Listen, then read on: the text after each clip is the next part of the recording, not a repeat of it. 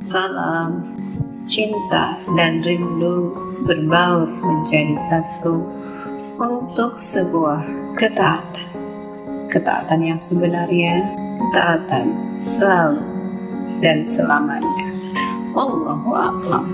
Ketika manusia yakin terhadap Al-Quran yang diturunkan kepada Rasulullah Muhammad, di situ juga dibahas selanjutnya bahwa manusia juga harus meyakini adanya kitab-kitab sebelum Al-Quran.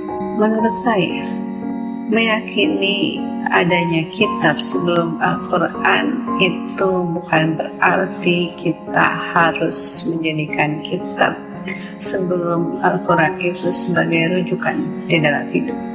Nyatanya, ketiga penegasan tentang Al-Quran itu adalah kitab yang terakhir yang harus dijadikan pedoman manusia ketika hidup di dunia sampai akhir zaman, itu harus diyakini dengan benar. Wallahu a'lam.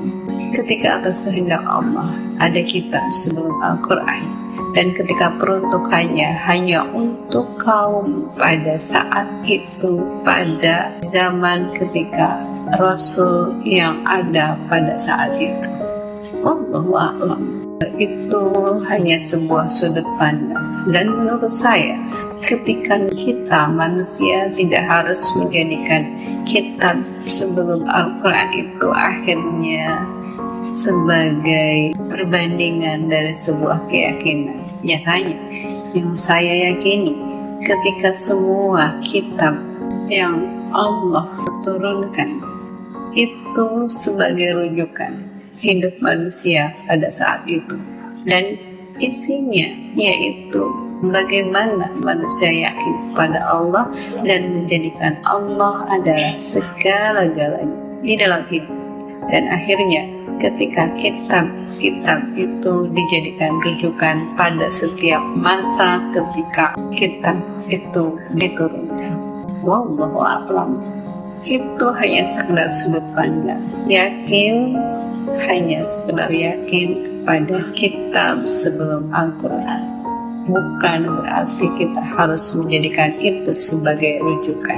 Nyatanya hanya Al-Quran yang harus dijadikan rujukan hidup kita manusia di akhir zaman, yang ketika atas kehendak Allah Al-Quran itu benar. La haula wa la quwwata illa billah.